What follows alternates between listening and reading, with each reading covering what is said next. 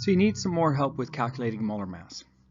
If you've already watched the first video, that means we're ready to see it done again with extra examples. Once again, here are the things that we need to know about each element in our substance. We need to know how many atoms of each element are in the chemical formula, and we need to know the mass of each element from the periodic table. And we are following a process. We have to find the mass contributed by each element, and then we have to add all of those elemental contributions together to get the total molar mass for our compound that we're working with. And these again, right here, are showing you what we have to do. It's the number of each element multiplied by the mass of each element. And then, of course, like I said, we add the elements totals together. Just like we saw on the previous video, the best way to see this is, of course, through examples. So here's our first one. What is the molar mass of nitrogen?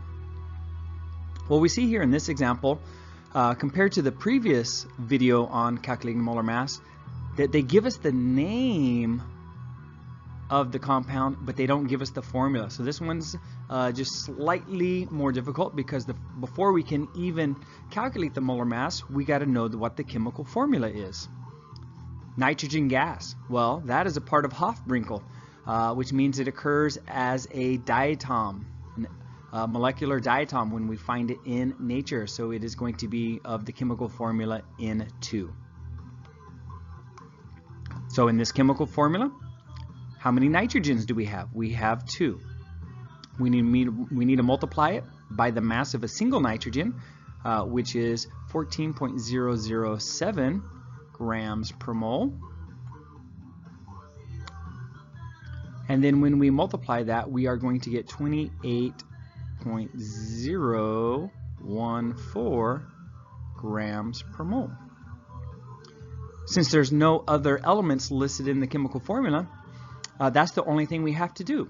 And so if we add that together with itself, or not with itself, excuse me, if we just add that with nothing else, then we're going to end up with our final answer, 28.014 grams of nitrogen gas in 1 mole of nitrogen gas.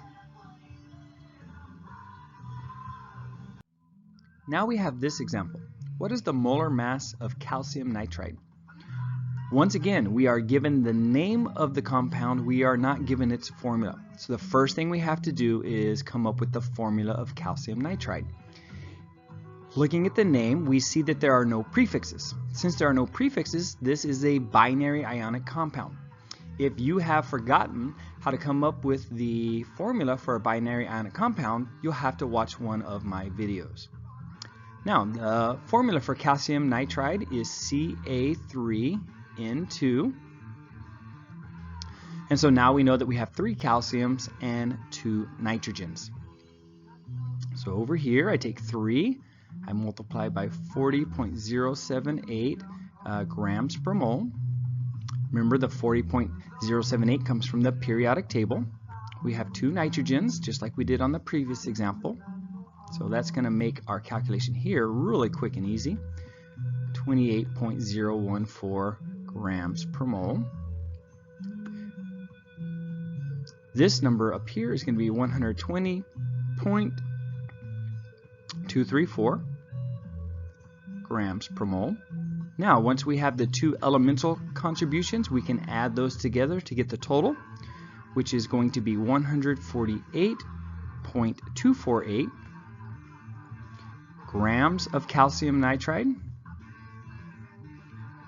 in 1 mole of calcium nitride. Well, I hope this was helpful, and I hope you are successful in calculating molar masses. Have a great day.